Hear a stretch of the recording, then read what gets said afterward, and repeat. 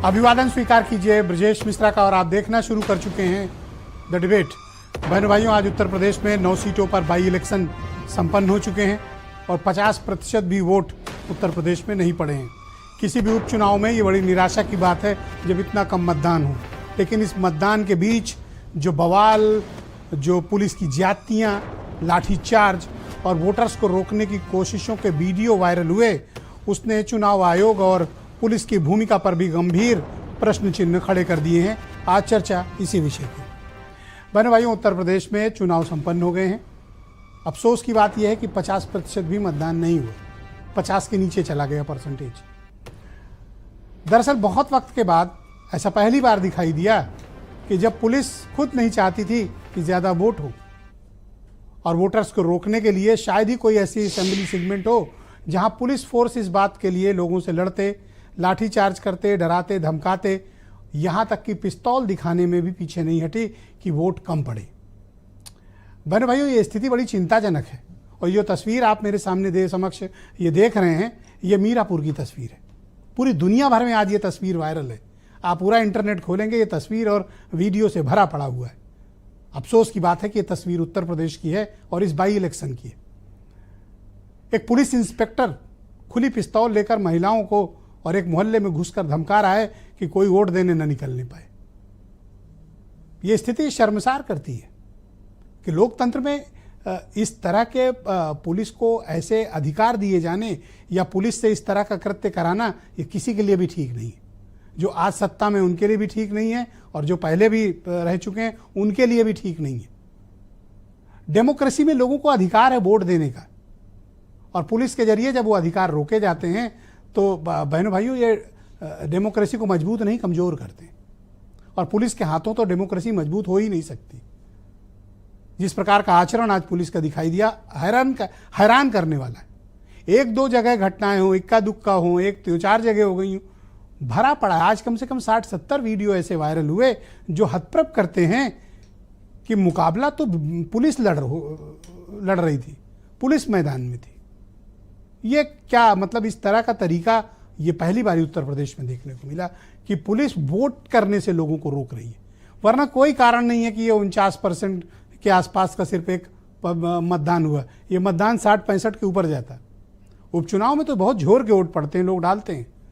लेकिन बहनों भाइयों, मुजफ्फरनगर से आई ये तस्वीर भारत के लोकतांत्रिक भविष्य के लिए ठीक नहीं है, इस व्यवस्था को कमज़ोर करती है। और अचरज की बात यह है कि इस इंस्पेक्टर के खिलाफ या वहाँ के एसपी के खिलाफ, वहाँ के जिलाधिकारी के खिलाफ किसी तरह की कोई कार्रवाई नहीं की गई। आज पूरे दिन और ये पूरे उपचुनाव में पूरा का पूरा राजनीतिक मुकाबला भारतीय जनता पार्टी बनाम समाजवादी पार्टी था। बाकी दलों की कोई इसमें बहुत विशेष भूमिका नहीं थी, लेकिन ये पहला चुनाव था जो आमने सामने का था और 2 बड़ी पर्सनालिटीज़ के बीच चुनाव था। बीजेपी बनाम समाजवादी पार्टी और योगी आदित्यनाथ बनाम अखिलेश यादव। तो इस चुनाव में जो मुद्दे थे और ग्राउंड पर जब वोट डालने की स्थिति आई तो परिस्थितियां डिफरेंट थी। और ऐसा नहीं कि सिर्फ मुसलमानों की बस्तियों में इस तरह का आचरण पुलिस ने किया हो। पिछड़ों की बस्ती में, दलितों की बस्ती में ऐसा लग रहा था कि कोई लिस्ट है पुलिस के पास जिसके हिसाब से पुलिस उन स्थानों पर वोटर्स को रोकने की कोशिश कर रही है। और अचरज की बात यह कि कोई इन पर कोई कार्रवाई भी नहीं हुई। वरना कोई कारण नहीं था कि इस बार के ज़बरदस्त माहौल था कि वोटर्स निकलेंगे, वोट डालेंगे, अपना पार्टिसिपेट करेंगे। इस देश में सबको वोट डालने का हक है। किसी एक के वोट से कुछ नहीं होता और ना किसी के एक वोट से कोई जीतता है। तो जिन मुद्दों के आधार पर चुनाव लड़ा गया और ग्राउंड पर रियलिटी थी एकदम डिफरेंट रही है। और चुनाव आयोग ने कोई इंटरवीन नहीं किया। ये जो चीफ इलेक्शन ऑफिसर हैं उत्तर प्रदेश के नवदीप रिनवा, वर्टिकली फेल्ड साबित हुए। एक कहीं भी इंटरवेंशन नहीं किया। जब बहुत बदनामी हो गई 2-4 जगहों पर तो इक्का दुक्का 5-6 पुलिस वाले सस्पेंड किए गए। पर ये जो आरोप लग रहे थे कि ये चुनाव समाजवादी पार्टी बनाम पुलिस प्रशासन है, इस बार ऐसा पुलिस करते दिखाई दी। ये बड़ी गंभीर बात है और इस पे सिर्फ ये बीजेपी को खुश होने की जरूरत नहीं है, क्योंकि ये आज नहीं कल जब स्थितियां बदलेंगी तो ये भारतीय जनता पार्टी को भी नुकसान पहुंचाएंगी। तो पॉलिटिकल पार्टी आपस में लड़े वो ठीक है, लेकिन अगर पुलिस उसमें इंटरवीन इस तरह इस लेवल पे जाके करती है तो ये बड़ी अचरज की बात है और इस पे सब पार्टियों को मिलकर चिंता भी करनी चाहिए। आज सारा दिन यूपी में चुनावी मुद्दे तो छोड़ दीजिए, कोई भी चैनल खोल लीजिए, कोई भी सोशल मीडिया खोलिए, कोई टीवी चैनल खोलिए, हर जगह सिर्फ पुलिस के अत्याचार, पुलिस की लाठियां, पुलिस का लाठीचार्ज ही रहा। और इस पर मैं डिमांड करता हूं भारत निर्वाचन आयोग से, हालांकि उसने आज कोई कार्रवाई नहीं की, इस ठोस कार्रवाई, लेकिन कार्रवाई होनी चाहिए। पुलिस को इस तरह से छूट नहीं दी जानी चाहिए और एग्जाम्पलरी कार्रवाई होनी चाहिए। जो भी पुलिस वालों ने आज वोटिंग में बाधा डालने की कोशिश की है, हीनियस क्राइम है, ये अगेंस्ट डेमोक्रेसी है। तो बहनों भाइयों, वोटिंग तो हो गई और 3 अब तक सर्वे आ गए हैं, एग्जिट पोल। वो एग्जिट पोल में कोई बता रहा है कि बीजेपी 7 सीटों पे जीतेगी, दूसरा एग्जिट पोल 6 सीट दे रहा है और तीसरे चैनल का एग्जिट पोल बीजेपी को 5 सीट दे रहा है।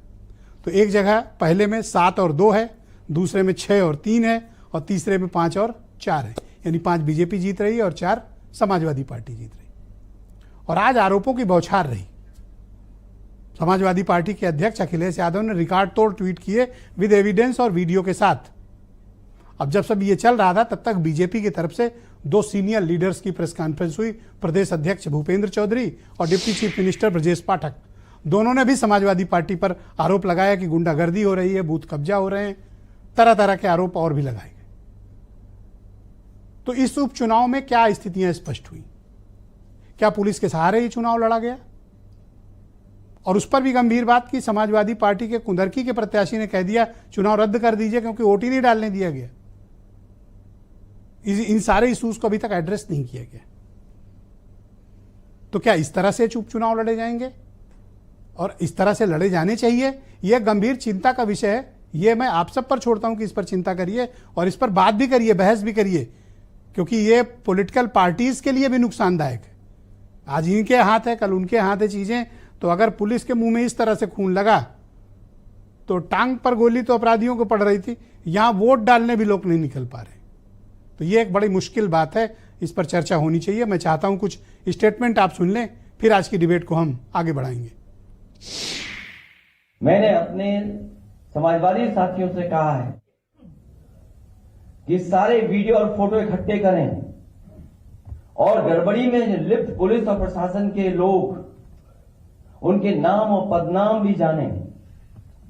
किसी को भी बख्शा नहीं जाएगा। समाजवादी पार्टी के मुखिया केवल आम जनता को ही नहीं धमकाते हैं, वो अधिकारियों को भी धमकाने का काम करते हैं कि समाजवादी पार्टी के लोग जो कार्यकर्ता हैं बुर्का पहन करके महिलाओं के भेष में वोट डालने का काम कर रहे हैं और चुनाव आयोग में हमने शिकायत की है, इस पर कड़ी कार्रवाई होगी। जिला अधिकारी और कप्तान और ये इंस्पेक्टर चुनाव को चाह रहे हैं कि कहीं ना कहीं ये खराब हो जाए। जहां शासन और प्रशासन, जहां ये जानते हैं बुरी तरह हार रहे हैं, उसके बावजूद भी शासन और प्रशासन का पूरा सहयोग और साथ ले रहे हैं चुनाव जीतने के लिए। समाजवादी पार्टी ने अपने गुंडे और जो माफिया प्रकोष्ठ है उनका, उसे आगे कर दिया। पूरा उत्तर प्रदेश लाल टोपी वालों के काले कारनामों का ये ताजा संस्करण देखकर हम सब लोग स्तब्ध हैं। तो बहनों भाइयों, आज की इस परिचर्चा को आगे बढ़ाते हैं। आलोक अवस्थी उत्तर प्रदेश में भारतीय जनता पार्टी के प्रवक्ता हैं।